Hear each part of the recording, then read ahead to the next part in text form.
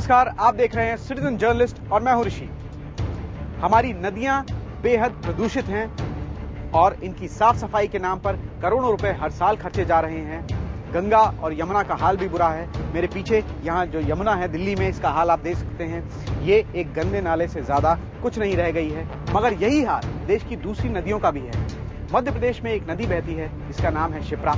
इसकी साफ सफाई पर भी करोड़ों रुपए खर्चे जा रहे हैं। रुपए तो खर्च हो रहे हैं मगर नदी बदहाल ही है। सिटीजन जर्नलिस्ट बनकर सचिन राय इसका हाल बता रहे हैं और बता रहे हैं यहां चल रहे भ्रष्टाचार के बारे में।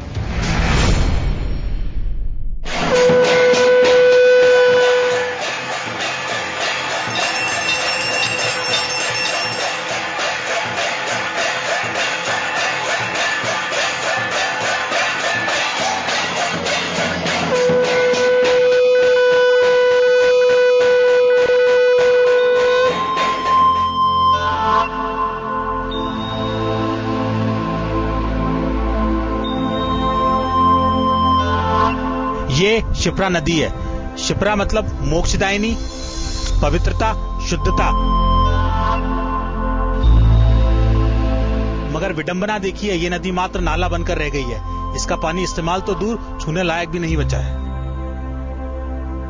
नदी की इस हालत की जिम्मेदार बस प्रशासनिक तंत्र एवं अधिकारी हैं। मैं डॉक्टर सचिन राय पिछले 3 सालों से शिप्रा नदी के लिए संघर्ष कर रहा हूं। करीब 5000 साल पुरानी शिप्रा मध्य प्रदेश के मालवा इलाके की जीवन रेखा है। इसी नदी से ही उज्जैन शहर में पानी सप्लाई किया जाता है। इस नदी में शहर भर की हजारों टन गंदगी रोज उड़ेली जाती है। राष्ट्रीय नदी संरक्षण योजना के तहत शिप्रा को बचाने का काम वर्ष 2000 में शुरू किया गया था। इस योजना में गंदे नालों का पानी शहर के बाहर ट्रीटमेंट प्लांट में ले जाकर साफ किया जाना था। किनारों पर पेड़ लगाए जाने थे। इस योजना पर कई करोड़ रुपए खर्च किए गए, लेकिन खर्च कैसे हुए इसकी बानगी आप खुद देख लें।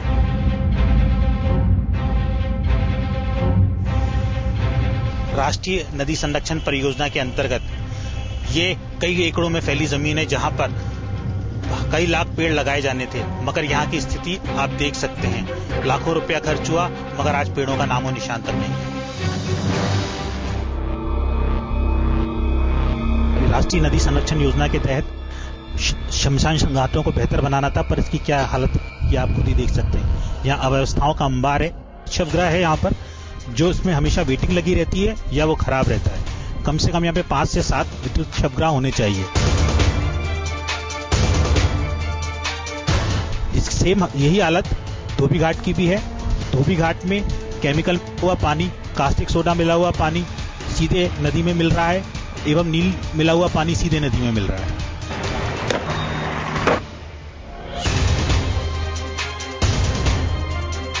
योजना के तहत शहर के गंदे नालों को डाइवर्ट करके ट्रीटमेंट प्लांट में लाया जाना है और फिर वह पानी साफ कर नदी में मिलाया जाना था। यहाँ एक बड़ा वाटर ट्रीटमेंट प्लांट सदावल में लगाया गया है। लगभग 16 करोड़ की लागत से शिप्रा के प्रदूषण को रोकने के उद्देश्य से बनाया गया प्लांट करीब 2 साल से बंद पड़ा है।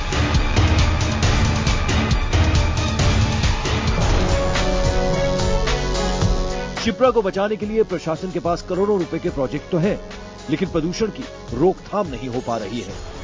मैंने सूचना के अधिकार के तहत शिप्रा पर खर्च हुए पैसों के बारे में जानकारी मांगी, लेकिन काफी वक्त गुजर जाने के बाद भी मुझे जानकारी नहीं मिली है। आज मैं सिटीजन जर्नलिस्ट टीम के साथ संबंधित अधिकारियों से जानकारी लेने जा रहा हूं। मैडम, 3 साल पहले मैंने यहाँ सूचना का अधिकार लगाया था जिसकी 13,058 का बिल दिया था। वो तो क्लियर हुआ है काफी पहले। उसमें मुझे जानकारी तो मिली नहीं आज तक। नहीं तो उसके लिए तो आपको रीअप्लाई करना पड़ेगा। क्यों रीअप्लाई? वो तो गई बात। क्योंकि हमने आपको लेटर लिख दिया था। 13,58,000 रुपए। हमने लेटर लिख दिया था 13,58,000 रुपए के लिए। बात आप सुनेंगे कि नहीं? जी सुनना चाहते हैं ना? बैठिए। उसके बाद हमने आपको फिर से एक लेटर लिखा था, क्योंकि 2 केस हमारे यहाँ से हुए थे। हमने लेटर लिखा था आपको कि आप ये जो कुछ इसमें फोटोकॉपी चार्जेस थे, वो फोटोकॉपी चार्जेस जमा कर दें और रिपोर्ट ले लें। मैडम, 30 दिन के बाद तो किसी भी उससे आप पैसे नहीं ले सकते हैं और जानकारी फ्री ऑफ कॉस्ट मिलती है।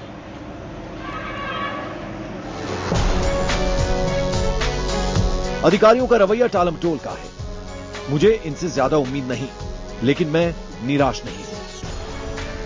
आज मैं IBN 7 की टीम सिटीजन जर्नलिस्ट के साथ शिप्रा शुद्धिकरण के अंतर्गत हो रही धांधली और धोखेबाजी के बारे में नगर निगम के अधिकारियों से बात करने आया हूं।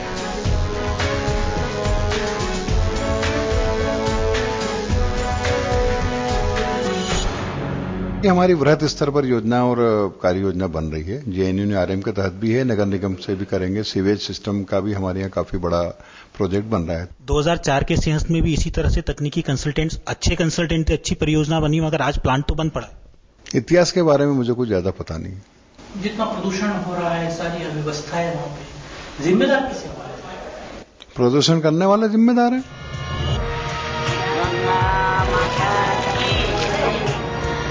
मोक्षदायिनी शिप्रा के शुद्धिकरण के नाम पर करोड़ों खर्च और नतीजा सिफर। अब अधिकारी एक बार फिर नदी के शुद्धिकरण के लिए नई योजनाओं की बात कर रहे हैं, लेकिन मेरा संघर्ष तब तक जारी रहेगा जब तक यह नदी पूर्ण रूप से प्रदूषण मुक्त न हो जाए। उज्जैन से IBN 7 के लिए सिटीजन जर्नलिस्ट डॉक्टर सचिन राय।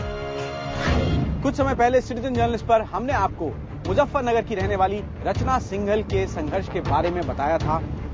इनके इलाके के कोचिंग सेंटर ने इनकी फेसबुक से तस्वीर को उठाकर अपने एक झूठे विज्ञापन में छाप दिया था। रचना सिंघल की कोशिशों और IBN 7 पर इस खबर के दिखाए जाने के बाद इस कोचिंग सेंटर पर ताला लग गया।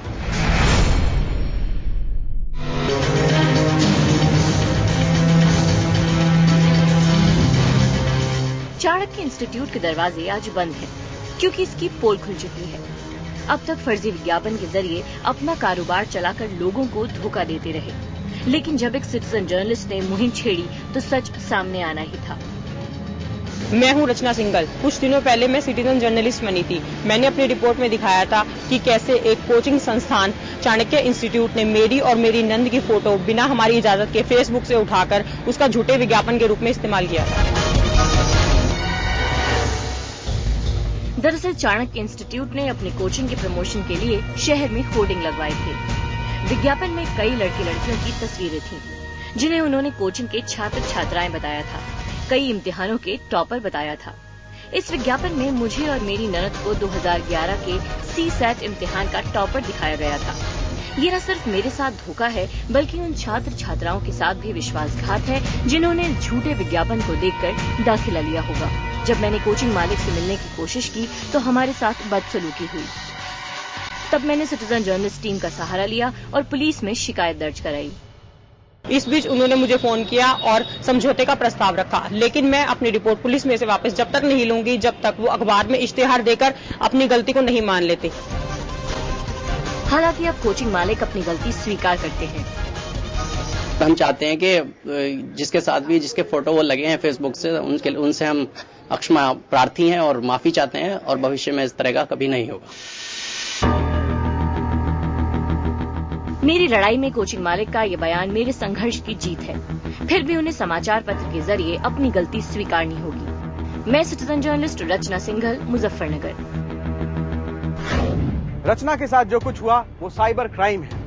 आज जबकि सोशल नेटवर्किंग साइट्स हमारी जिंदगी का एक अहम हिस्सा बन गई हैं, इस तरह के जुर्म भी बढ़ गए हैं। हम आपको मिलवाते हैं पवन दुग्गल से, जो कि साइबर क्राइम एक्सपर्ट हैं। वो हमें बता रहे हैं कि किस तरह से आप बच सकते हैं साइबर क्राइम से। कोई व्यक्ति आपकी इजाजत के बगैर आपकी तस्वीर का इस्तेमाल करता है तो वो चोरी होती है। इसमें 3 साल की सजा है और जुर्माने का प्रावधान है। साथ ही साथ अगर आपको लगता है कि आपकी तस्वीर के दुरुपयोग से आपको नुकसान पहुंचा हुआ है, तब आप डैमेजेस भी मांग सकते हैं। भारतीय इंफॉर्मेशन टेक्नोलॉजी एक्ट में धारा 43 के तहत आप 5 करोड़ रुपए तक के हर्जाने को मांग सकते हैं उस व्यक्ति विशेष के विरुद्ध जिसने आपकी तस्वीर का दुरुपयोग किया है या करने की कोशिश की है। हाँ, ये बात सही है कि आपको साबित करना पड़ेगा कि किस प्रकार से आपको लॉस या डैमेज हुआ है, और उसके आधार पर आपको डैमेजेस भी मिल सकते हैं। पहली बात, कोई भी अपनी कॉन्फिडेंशियल इंफॉर्मेशन आप इस तरह की वेबसाइट्स पर ना डालें। दूसरी बात, कोई ऐसी तस्वीर जो आपको किसी कॉम्प्रोमाइजिंग पोजीशन पर शो कर रही है या जिसका कल को दुरुपयोग हो सकता है या जिसको देखने के बाद लोगों के दिमाग में आपकी जो छवि बनी है वो नकारात्मक रूप से प्रभावित हो सकती है, इस तरह की तस्वीरों को आप अपलोड ना करें। तीसरी बात, किसी भी व्यक्ति को एकदम दोस्त ना बनाएं। चौथी बात, इंटरनेट पर ऐसी कोई भी चीज ना कह दीजिए, कोई भी चीज लिखिए ना, प्रकाशित ना करिए जो कल आपके बरखिलाफ इस्तेमाल की जा सकती है। पांचवी चीज कि आप अपने कंप्यूटर को सुरक्षित रखें। एक अच्छा एंटीवायरस प्रोग्राम डाल लें, अच्छा फायरवॉल डाल लें। ये तमाम सारे प्रोग्राम्स फ्रीली उपलब्ध हैं इंटरनेट पर। और बेसिकली वंस अ डे अपने नाम को लेकर किसी भी सर्च इंजन में डाल लें और देखिए क्या क्या आ रहा है। लोग कुछ आपके बारे में गलत तो नहीं बोल रहे, आपकी तस्वीरों का दुरुपयोग तो नहीं कर रहे। ये बेसिक अगर आप सावधानियां बरतेंगे तब काफी हद तक आप सुरक्षित रहेंगे। और हमेशा याद रखें कि आपकी अपनी सुरक्षा में ही सुरक्षा रहेगी। सिटीजन जर्नलिस्ट में फिलहाल वक्त है एक ब्रेक का। ब्रेक के बाद बाल मजदूरी के खिलाफ संघर्ष की कहानी। तुम खून आ जाता था, मेरे भी आ जाता था खून।